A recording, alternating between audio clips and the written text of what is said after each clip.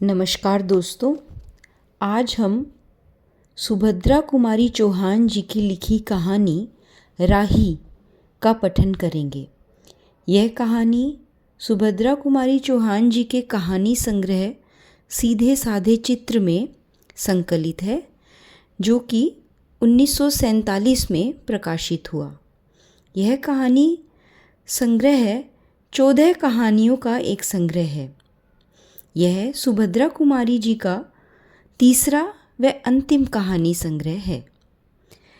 राही कहानी में विशेषतः उन्होंने मांगरोरी जाति की कठिनाइयों का वर्णन किया है। साथ ही सत्याग्रहियों में शामिल सत्ता लोलुप व्यक्तियों पर एक व्यंग भी किया है। कहानी में तथाकथित कांग्रेसी नेताओं पर भी व्यंग है और मानवता के श्रेष्ठतम मूल्यों को व्यक्ति में स्थापित करने का प्रयास सुभद्रा जी ने किया है। तो चलिए कहानी का वाचन शुरू करते हैं। तेरा नाम क्या है? राही। तुझे किस अपराध में सज़ा हुई? चोरी की थी सरकार। चोरी? क्या चुराया था? नाज की गठरी। कितना नाज था? होगा 5-6 सेर। और सज़ा कितने दिन की है? साल भर की। तो तूने चोरी क्यों की? मजदूरी करती तब भी तो दिन भर में 3-4 आने मिल ही जाते। हमें मजदूरी नहीं मिलती सरकार। हम जाति के मांगरोरी हैं। हम केवल मांगते खाते हैं और भीख न मिले तो फिर चोरी करते हैं। उस दिन घर में खाने को नहीं था। बच्चे भूख से तड़प रहे थे। बाजार में बहुत देर तक मांगा। बोझा ढोने के लिए टोकरा भी लेकर बैठी रही, पर कुछ न मिला। सामने किसी का बच्चा रो रहा था। उसे देखकर मुझे अपने भूखे बच्चों की याद आ गई। वहीं पर किसी की नाज की गठरी रखी हुई थी। उसे लेकर भागी ही थी कि पुलिस वाले ने पकड़ लिया। अनीता ने एक ठंडी सांस ली। बोली, फिर तूने कहा नहीं कि बच्चे भूखे थे इसलिए चोरी की? संभव है इस बात से मजिस्ट्रेट सज़ा कम कर देता। हम गरीबों की कोई नहीं सुनता सरकार। बच्चे आए थे कचहरी में। मैंने सब कुछ कहा, पर किसी ने नहीं सुना। राही ने कहा। अब तेरे बच्चे किसके पास हैं? उनका बाप है? अनीता ने पूछा। राही की आंखों में आंसू आ गए। वह बोली, उनका बाप मर गया है। जेल में उसे मारा था और वहीं अस्पताल में वह मर गया। अब बच्चों का कोई नहीं है। तो तेरे बच्चों का बाप भी जेल में ही मरा? वह क्यों जेल आया था? अनीता ने प्रश्न किया। उसे तो बिना कसूर के ही पकड़ लिया था सरकार। राही ने कहा। ताड़ी पीने को गया था। 2-4 दोस्त भाई उसके साथ भी थे। मेरे घरवाले का एक पुलिस वाले से झगड़ा हो गया था। उसी का बदला उसने लिया। 109 में उसका चालान करके साल भर की सज़ा दिला दी। वह वहीं मर गया। अनीता ने एक दीर्घ निश्वास के साथ कहा, अच्छा, जा अपना काम कर। राही चली गई। अनीता सत्याग्रह करके जेल आई थी। पहले उसे B क्लास दिया गया था, फिर उसके घर वालों ने लिखा पढ़ी करके उसे A क्लास दिलवा दिया। अनीता के सामने आज एक प्रश्न था। वह सोच रही थी कि देश की दरिद्रता और इन निरीह गरीबों का कष्ट दूर करने का कोई उपाय नहीं है। हम सभी परमात्मा की संतान हैं, एक ही देश के निवासी हैं। कम से कम हम सबको खाने पहनने का समान अधिकार तो है ही। फिर यह क्या बात है कि कुछ लोग तो बहुत आराम से रहते हैं और कुछ लोग पेट के अन्न के लिए चोरी करते हैं। उसके बाद विचारक की अदूरदर्शिता के कारण या सरकारी वकील के चातुर्यपूर्ण जिरह के कारण छोटे छोटे बच्चों की माताएं जेल भेज दी जाती हैं। उनके बच्चे भूखों मरने के लिए छोड़ दिए जाते हैं। एक ओर तो यह कैदी है जो जेल आकर सचमुच जेल जीवन के कष्ट उठाती है, और दूसरी ओर हम लोग हैं जो अपनी देशभक्ति और त्याग का ढिंढोरा पीटते हुए जेल आते हैं। हमें आम तौर पर दूसरे कैदियों से अच्छा बर्ताव मिलता है, फिर भी हमें संतोष नहीं होता। हम जेल में आकर ए और बी क्लास के लिए झगड़ते हैं। जेल आकर ही हम कौन सा बड़ा त्याग कर देते हैं। जेल में हमें कौन सा कष्ट रहता है, सिवाय इसके कि हमारे माथे पर नेतृत्व की सील लग जाती है। हम बड़े अभिमान से कहते हैं, यह हमारी चौथी जेल यात्रा है, यह हमारी 5वीं जेल यात्रा है, और अपनी जेल यात्रा के किस्से बार बार सुनाकर आत्मगौरव का अनुभव करते हैं।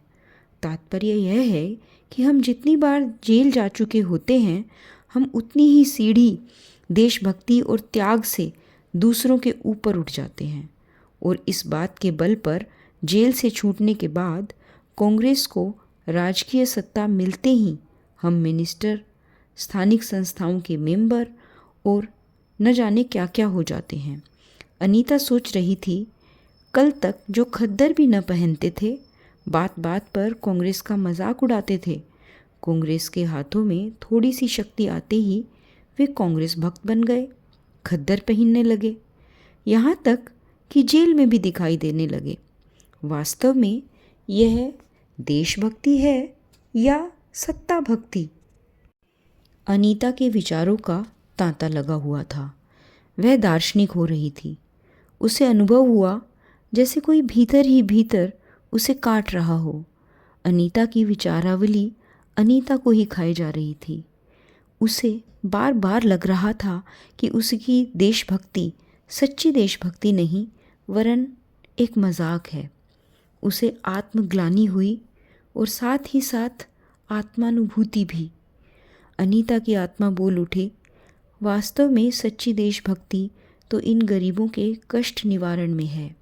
ये कोई दूसरे नहीं, हमारी भारत माता की ही संतानें हैं। इन हजारों लाखों भूखे नंगे भाई बहनों की यदि हम कुछ भी सेवा कर सकें, थोड़ा सा भी कष्ट निवारण कर सकें, तो सचमुच अपने देश की हमने कुछ सेवा की। हमारा वास्तविक देश तो देहातों में ही है। किसानों की दुर्दशा से हम थोड़े बहुत परिचित हैं, पर इन गरीबों के पास न घर है न द्वार। अशिक्षा और अज्ञान का इतना गहरा पर्दा इनकी आंखों पर है कि होश संभालते ही माता पुत्री को और सास बहू को चोरी की शिक्षा देती है, और उनका यह विश्वास है कि चोरी करना और भीख मांगना ही उनका काम है। इससे अच्छा जीवन बिताने की वह कल्पना भी नहीं कर सकते। आज यहाँ डेरा डाल के रहे तो कल दूसरी जगह चोरी की, बचे तो बचे, नहीं तो फिर 1-2 साल के लिए जेल। क्या मानव जीवन का यही लक्ष्य है? लक्ष्य है भी अथवा नहीं? यदि नहीं है तो विचार आदर्श की उच्च सतह पर टिके हुए हमारे जननायकों और युग पुरुषों की हमें क्या आवश्यकता? इतिहास, धर्म, दर्शन, ज्ञान विज्ञान का कोई अर्थ नहीं होता, पर जीवन का लक्ष्य है, अवश्य है। संसार की मृगमरीचिका में हम लक्ष्य को भूल जाते हैं। सतह के ऊपर तक पहुंचने वाली कुछ एक महान आत्माओं को छोड़कर सारा जन समुदाय संसार में अपने को खोया हुआ पाता है। कर्तव्य का उसे ध्यान नहीं, सत्यासत्य की उसे समझ नहीं। अन्यथा मानवीयता से बढ़कर कौन सा मानव धर्म है? पतित मानवता को जीवन दान देने की अपेक्षा भी कोई महत्तर पुण्य है? राही जैसी भोली भाली किंतु गुमराह आत्माओं के कल्याण की साधना जीवन की साधना होनी चाहिए। सत्याग्रही की यह प्रथम प्रतिज्ञा क्यों न हो?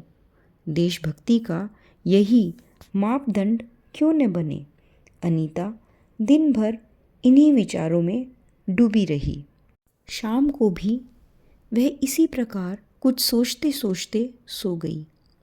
रात में उसने सपना देखा कि जेल से छूटकर वह इन्हीं मांगरोरी लोगों के गांव में पहुंच गई है। वहां उसने एक छोटा सा आश्रम खोल दिया है। उसी आश्रम में एक तरफ छोटे छोटे बच्चे पढ़ते हैं और स्त्रियां सूत काटती हैं, दूसरी तरफ मर्द कपड़ा बुनते हैं और रुई धुनकते हैं। शाम को रोज उन्हें धार्मिक पुस्तकें पढ़कर सुनाई जाती है और देश में कहाँ क्या हो रहा है यह सरल भाषा में समझाया जाता है। वहीं भीख मांगने और चोरी करने वाले आदर्श ग्रामवासी हो चले हैं। रहने के लिए उन्होंने छोटे छोटे घर बना लिए हैं। राही के अनाथ बच्चों को अनीता अपने साथ रखने लगी है। अनीता यही सुख स्वप्न देख रही थी। रात में वह देर से सोई थी। सुबह 7 बजे तक उसकी नींद न खुल पाई। अचानक स्त्री जेलर ने आकर उसे जगा दिया और बोली, आप घर जाने के लिए तैयार हो जाइए, आपके पिता बीमार हैं, आप बिना शर्त छोड़ी जा रही हैं। अनीता अपने स्वप्न की सच्चाई में परिवर्तित करने की एक मधुर कल्पना को लेकर घर चली गई। तो यह थी सुभद्रा कुमारी चौहान जी द्वारा लिखी गई कहानी राही। दोस्तों, अगर आपको यह मेरा छोटा सा प्रयास पसंद आ रहा है तो कृपया करके मेरे इस चैनल को लाइक कीजिए, सब्सक्राइब कीजिए और अपने उन मित्रों के साथ भी शेयर कीजिए जो कहानियों को पढ़ने और सुनने का शौक़ रखते हैं। धन्यवाद।